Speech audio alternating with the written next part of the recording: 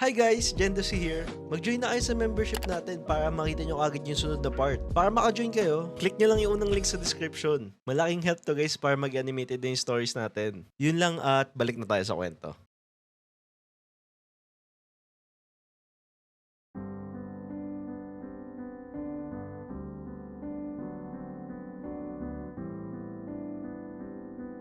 Wow, may pa-flowers. Saan galing? Binuksan ko kagad yung kay Ronnie. And the flowers are from him? And dapat hindi ko na nilagay sa story ko eh. Baka isipin nito may chance pa siya sa akin. Asa. I didn't know that they're from you. By the way, thanks pero I hope this is the last time na you'll be sending me stuff. Nikki, can we talk again, please? No, wala na tayong dapat pag-usapan pa. And I didn't know na sa'yo galing tong flowers. Kung alam ko lang, hindi ko tatanggapin to. I know. Kasi pag nilagay ko na galing sa akin, alam kong di mo tatanggapin. Tumigil ka na please. Nakakaistorbo ka na. Babe, please. Just give me closure lang. I swear, titigil na ako pagtapos. Hindi na. Tama na yun. Doon ka na. Wala na tayong dapat pag-usapan pa. Napahawak ako sa ulo ko. My God. Hindi sa nire-review ko sumasakit yung ulo ko kundi dito sa ex kong buwisit. Maglolo ko siya tapos ngayon gusto niya mag-closure kami. Wow ah. Para naman kumalma ako, binuksan ko na lang yung conversation namin ni Zed. Why are you asking? Just curious lang, ma'am. No need to answer if ayaw mo. It's from a friend. Friend. Yep, friend. Ikaw, did you buy a flower for someone today? Nah. Not dating anyone as of now. How about parents? Sister? Nasa Batangas eh. Maybe pag-uwi ko. Okay. After that, pinatay ko na lang yung phone ko and nagpatuloy na sa pag-aaral. Hindi ko alam. For some reason, every break ko, bukas ako ng bukas ng phone ko. Pinatay ko na lang yung phone ko at nag-aral na lang. I barely slept today. Natulog ako ng around 4 a.m. and gumising ng 6 a.m. para sa 8 a.m. kong exam. Tulog pa ba tawag dun? Parang pumikit lang ako eh. While waiting sa angkas, nag-open ako ng Instagram to check. And to my surprise, may story si Zed. Unang-una pa talaga. Picture ng sunrise. I think kuha yung picture sa balcony ng apartment niya. Wow, ang aga gumising ah. Aga? On the way sa gym, ma'am. Maaga ka nag-gym? Minsan. Depende. Kung ano oras ko trip at free. Okay. Ikaw, ba't di ka pa natutulog? I'm on the way to school.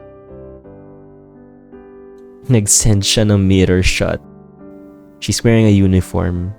Green polo na may nakasulat na IABF sa gilid and denim na skirt. Naka-thumbs up pa siya habang may nakaipit na pink tumbler sa braso.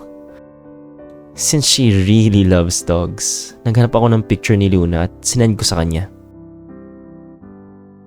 Good luck on your exam, ma'am. Ang cute! Mukhang perfect ko na exam ko nito ah. Good. Ingat ka. Thanks, ikaw rin. Nandito na ako sa gym. Talaga? Tingin? I took a photo of my pre-workout routine and sent it to her. Nagulat ako sa sinend niya. Not because of his body and it's not even a body picture. Lower part lang halos, paa at binti lang yung kita. Binilang ko yung tats niya.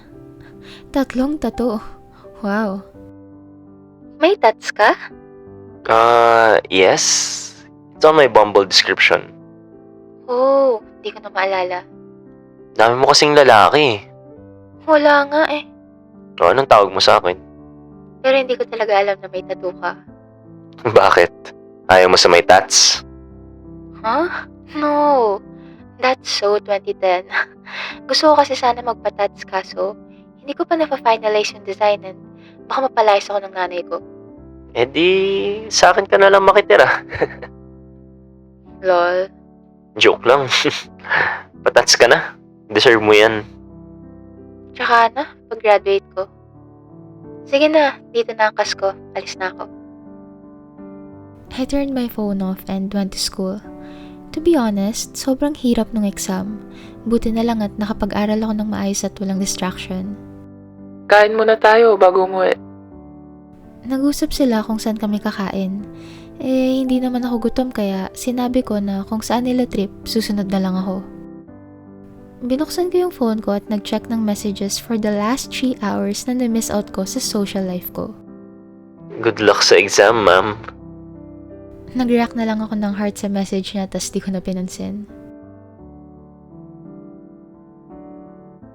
See you today. Gente. Nasa province ako now. I lied. I'm just not in the mood makipagkita sa mga nakakausap ko lately eh. Chinek at nilong press ko pa yung iba ko pang nakakausap. Hey, free ka today? Tara, Pobla. I need a +1. Tara, coffee? Your treat? Busy? I also checked my conversation with Nikki. She left me on scene. Hinart lang yung last message ko. Nasa bilyaran kami ngayon. Around U-Belt lang din, kasama iba namin blockmates. Ilang hours tayo? 3? Hanggang anong oras ka ba pwede, Zed? 10 lang. Uwi pa ako bukas eh. Nakapag-book na ako ticket. Dapat nag-walk-in ka na lang. Lul. Tower tayo? 2 lang. Nag-agree naman silang lahat. Ako? Walang reaction. Di naman ako umiinom eh. I'm just here to play and ewan ko pero somehow wini-wish ko na sana may mamit ako dito. Hulaan nyo na lang kung sino. It's Saturday and last day sa uni for this week. Ay, sa wakas. Nakatambay kami ngayon sa happy place. Kakatapos lang namin mag-record para sa Rizal subject kaya nagkayayaan mag-photoshoot sa stage banda. In-story kami sa isa ni Kevin since he's a photographer and sobrang nagustuhan niya raw yung portrait shots namin. I reposted Kevin's story. After an hour, nag-story si Zed. It's a picture of the sky. Again. If hindi ka mapansinin, hindi mo mapapansin. Pero ako, kitang-kita ko yung small caption niya. Kaya pala, okay lang. Ganyan ka naman eh. I contemplated kung magre-reply ba ako o hindi. Did I do something wrong? Was that me? Or assuming lang ako? In the end, to give myself peace of mind, nag-reply ako. Is that for me? Gusto mo ba makita yung next part? Click mo lang yung join sa tabi ng subscribe.